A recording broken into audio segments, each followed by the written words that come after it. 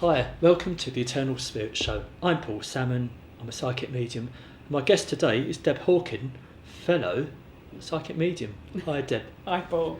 But not only psychic medium, also life coach, inspirational speaker or talker. Yeah. Speaker Always a sounds talker. better. Always talker. And soon to be published author, I believe. I hope so. I'm working on it. Fingers crossed. I've been working on a book for 20 years and maybe one day I'll actually get it finished. But it's taking a better shape. I'm beginning to get more of a feeling of what the book ought to be about. I think, like a lot of people, I've tried to aim my book at the psychic and spiritual field, and actually that isn't where it belongs. I'm trying to attract people maybe who wouldn't even think about the psychic and spiritual field, and show them how useful believing that you are mind, body and spirit can be. So I've got a really funny cover for it now. Have you? Yeah, I've started designing that. So I'll tell you what, come back when it's all published. Yeah. Oh. And you've got a book, we'll bring it back, we'll do a... Yeah, that's a challenge now. That's a challenge. I'll set you a challenge. Yeah. Well, I got the cover, so we've got a book. Deb, how did you get into mediumship in the first place? Completely by accident. I had absolutely no idea that I was a medium. I can't tell you I've been seeing spirit all my life or even known they were there. I haven't. There was one incident that couldn't be explained when I was 6 years old, just after my grandfather died, but that was it. And I was a very, very normal person, but I made an extremely bad marriage for both of us. I'm not knocking him. It was no better for him than it was for me. And I gradually started to spiral downhill because I was in the wrong job. My parents didn't like the person that I had to be married to him, and I don't blame them. My in-laws weren't keen on my parents' daughter because we came back from a very different background. My colleagues didn't really like any of those people, and I was as completely lost as it was possible to be. And I had a friend called Keith McFarlane, who, bless his heart, was my mentor till the day he died, and probably still is. And he came to see me one night to do some hypnotherapy to try and help me get my head sorted out, because I didn't want drugs. I knew somehow I could sort my head out. And the first thing he said to me is, you have to understand, Deb, you're not just a human being. You're not the person you think you are. Your name hasn't always been Debbie. You are mind, body and spirit. You're 10,000 years old. You've got 10,000 years of wisdom behind you. You've got 100 lifetimes. And I must admit, I looked at him and thought, yeah. But he said, think about this for a moment, because, when you're in a black hole, you don't feel wise or wisdomous. You just feel like the biggest idiot on the planet. And he said, no, think about it for a minute. What if you weren't just your parents' daughter? Can you let go of a lot of their programming now and a lot of their beliefs and a lot of their attitude towards you? And I thought, yes, I can. And the more I worked with this over the next particularly intensive 2 years, but another 15 years before he died, I realised how powerful the thought was that any time you don't like an aspect of your personality, or you don't like being a worrier, or you don't like chasing jobs all the time, you can actually look at that and think, no, I don't need to be this person anymore. I'm spirit. I'm infinitely flexible. The air around me is full of wisdom that I can tune into anytime I want it. I can just change, and I've found it very easy to bring about change. It's not always easy to be a different person, but you wouldn't recognise me now from the person I was at 26. So you had a life transforming event in your life then? Absolutely, and it's still transforming now. Yeah. A year ago I got on an aeroplane. And 2 years ago now, 2 years ago. I used to be terrified of flying, absolutely hanging onto a pillar at Gatwick Airport, sobbing my heart out, going, I can't get on this plane, we're all going to die. And then I had one session with a friend of mine who's a hypnotherapist, but also channels an extremely powerful guide. Didn't think anything had changed at all, booked up a flight and went to Sweden to teach. Loved the flight. Got off the plane and started to sort of curve around the airport thinking, where's that one going? And Tony's going, no, you're not, you have to go home now. No, I want to go on another plane. And I went to Sweden again 3 months later. Then I flew to Ireland on my own, which was hilarious. And then I went to Sedona in Arizona at the end of that year. And I love flying. I can't wait to get on a plane. But I put that down to spiritual thinking, to that knowledge that I had the choice whether I kept that fear or I changed that fear. And because I'm spirit, because I'm not stuck in a human body, stuck in one way of thinking, when the time was right for me, because I've worked on a lot of fear, this is kind of what I hope, touch wood, that was kind of one of the ending bits, was to get on an aeroplane. That was like the next thing to be dealt with. But I put that down to the fact that I feel flexible, because I don't feel like I've only ever been Deborah Hawken. I've only ever been this woman in this body. That is the only thing I know. My life experience is limited to 55 years. I don't feel like that. I feel so flexible and so able to just change. So has that brought you a connection with God? I've always Is that believed part it. of the the bigger picture? I don't believe in God anymore as a man with a long white beard. No. I even when I was a child, I used to quiz my vicar on exactly what he looked like and exactly when would I see him. Because if I died and there was a man on the throne with a long white beard, I wanted to know when my appointment would be to actually meet this man and ask him loads and loads of questions. Always wanted to ask God what happened to the Marie Celeste. That was one of my things. I really wanted to know that.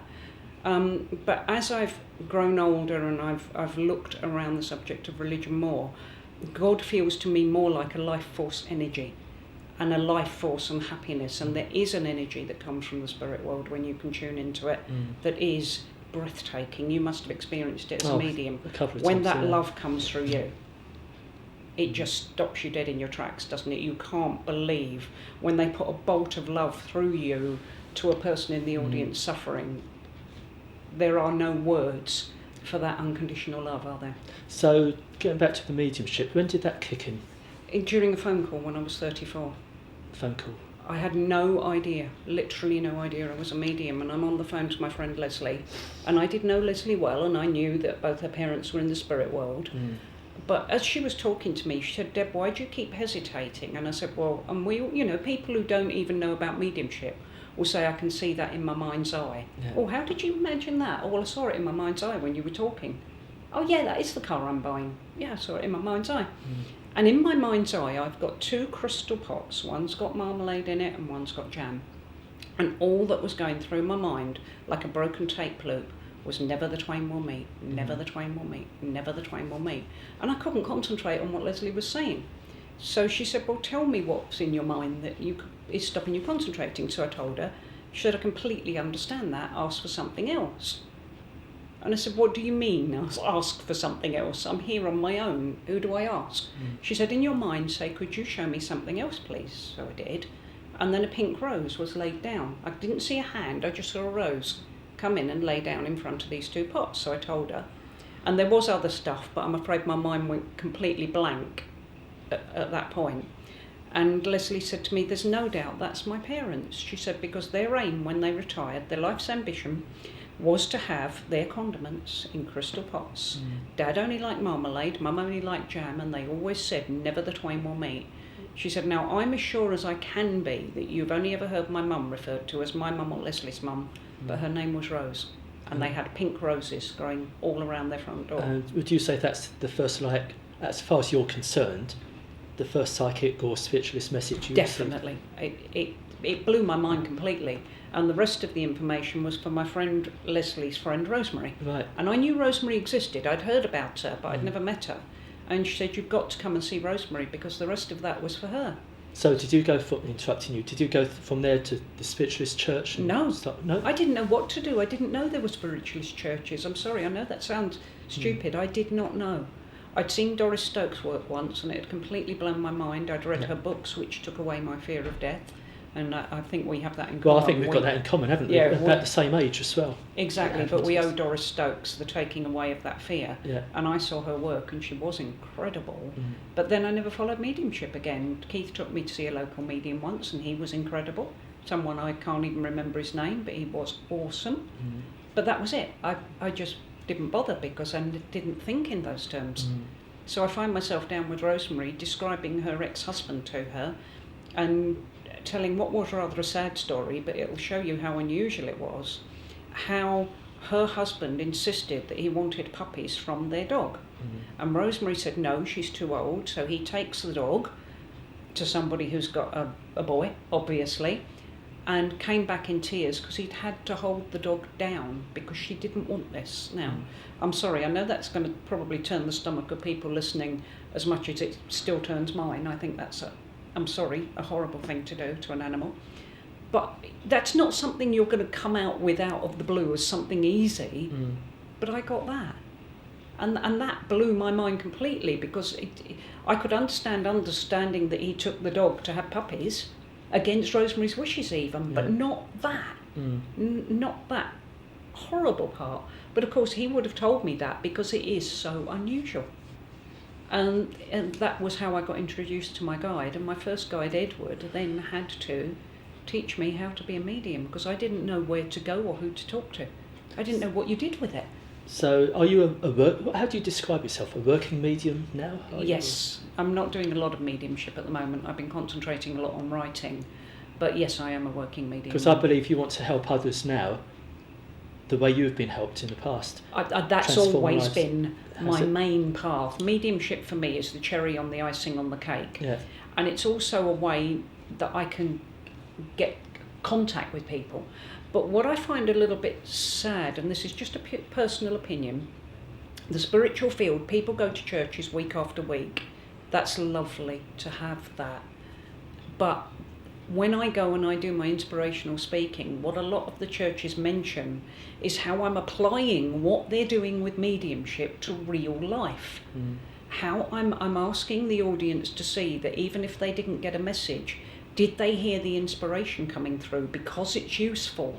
Did they hear the evidence? Did they think when that lady went, oh my God, no one else knew that, no one else could have? Did that not make them think, hello, I might be a skeptic, there's more going on here, there's more to life than this? To me, there's a huge importance around mediumship that's applicable right into this life, into how I change. I'd like everybody to know their life guide, so that they got advice when they needed it. But how do you work as an inspirational speaker? How does it work? You stand up, you open your mouth. And talk. Yeah, and an hour or 2 hours later someone tells you were fabulous, and then you get out your notebook and you say, can you tell me what I said, please? So you don't have an agenda in mind, you don't get up and think, I'm going to speak on this subject or that. I can, sometimes I've got a starting point. I will have said I'm going to do the mystery of mediumship, which I take mediumship into world peace. I can actually, through that talk, point out why we're very useful going towards world peace.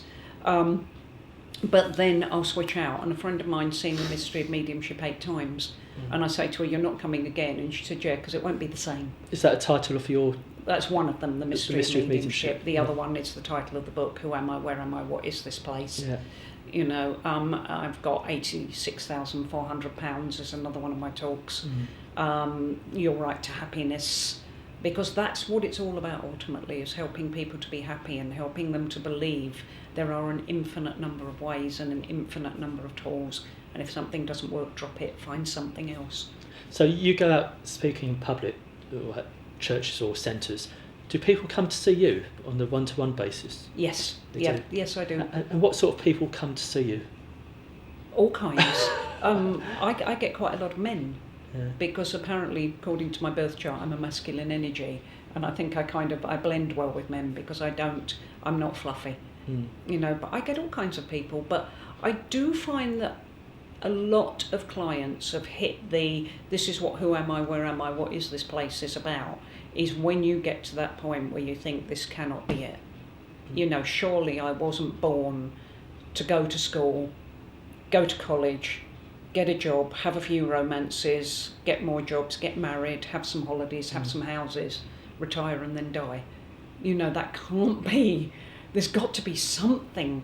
There's got to be more than this wretched job and chasing money or coming home at the weekends and decorating the house. A lot of people hit a point they want a life. So you're a life coach, if you like? Yes, I'm very much a spiritual life coach. Spiritual life coach. I had to give up doing my first sessions free because the psychic side, as you will know, helps you to understand people very quickly and to feel what they're feeling.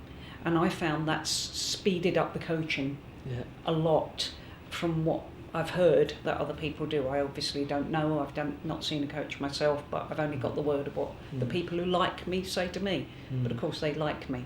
But I do feel that the actual psychic side, and talking to other psychic life coaches, they all feel the work is faster.